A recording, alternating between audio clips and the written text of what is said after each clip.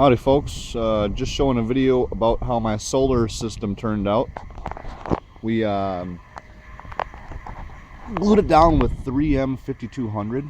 This stuff is extremely strong, durable. I mean, you can grab this solar panel and it's never gonna move off of there. These things are just, they're down real tight. These two solar panels I got from Renogy, I really dig these things. They just happen to be exactly the right size for this bump out on top here of the windows, so I was able to utilize the space that I would have normally not been able to utilize because, well, it's such an awkward space. There's not much you can do with it.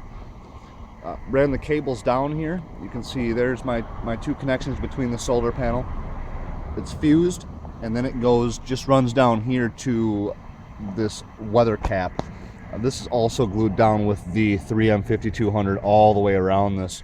One thing I did was, you can't really see, maybe just a little bit here, but I cut a little piece of this EPDM rubber roof out just so I could clean the surface real nice with mineral spirits, and then I put the 3M 5200 down, and this stuff is just, like I said, it is working incredibly amazing to hold these things down. So I'm very impressed. I made these brackets here. This is just simple 2-inch angle aluminum bolt in between so that I could remove these solar panels if things ever got hairy with them or they needed to be replaced for some reason. Or for some reason if you had to get underneath the roof in that spot. So those were kind of something I just made of hardware store angle aluminum. So that's that.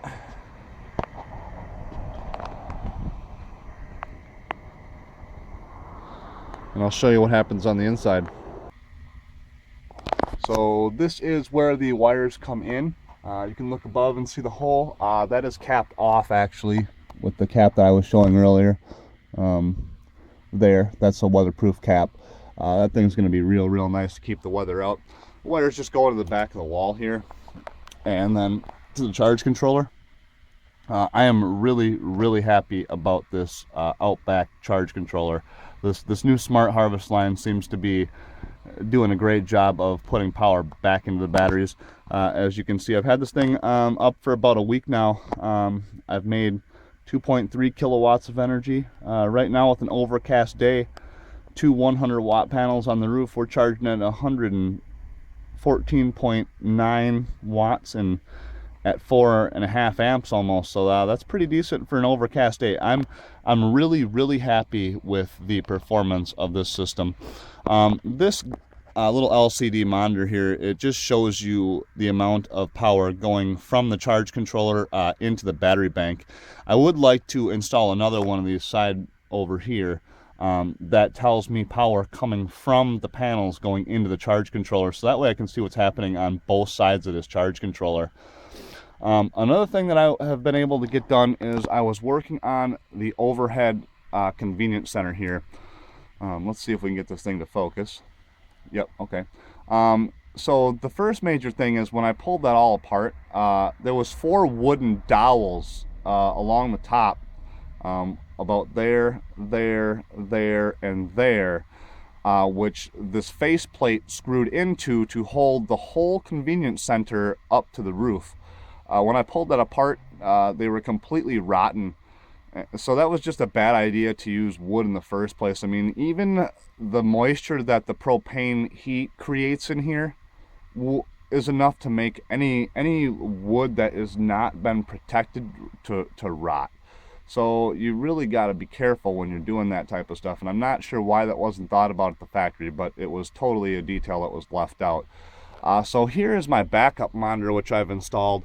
This is just a 7-inch LCD screen that I had laying around, nothing fancy. You can buy these things on Amazon for real cheap. And it's just basically the screen that I'm using at this point to use for the backup camera. Backup cameras are real nice. That was something I got off of Amazon. I think the camera was 15 bucks and the transmitter and receiver was 15 bucks. They're the E-Sky brand, and I am really liking this. They turned out pretty darn well for the pricing that I got them for.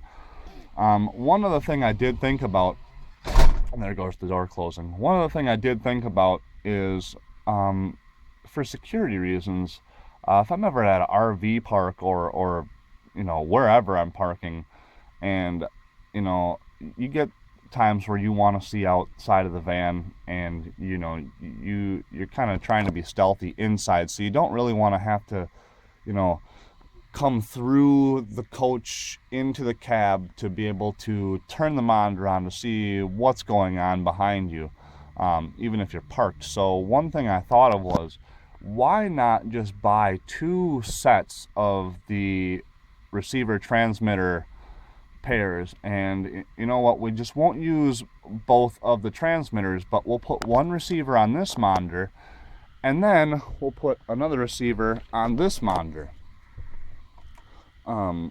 And I think this turned out to be a fairly well idea.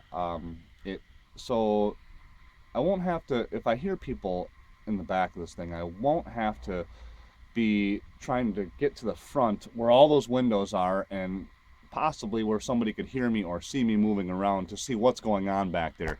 So this was just another nice touch that I added.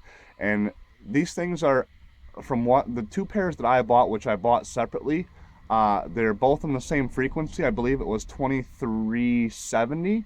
They're 2.4 gigahertz. So I was able to just buy 2 pairs of these, and it just broadcasts at the same frequency for everything. So the receivers catch the same frequency, and it just works on both screens at the same time.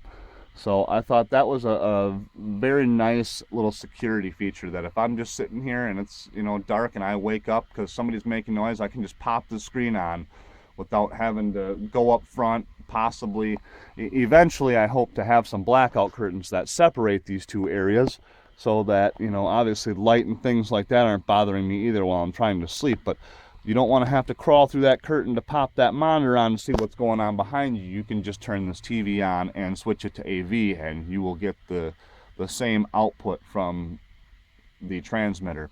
So, all right, folks, I think that's pretty much about all I have done lately. Stay tuned, and we'll catch you next time.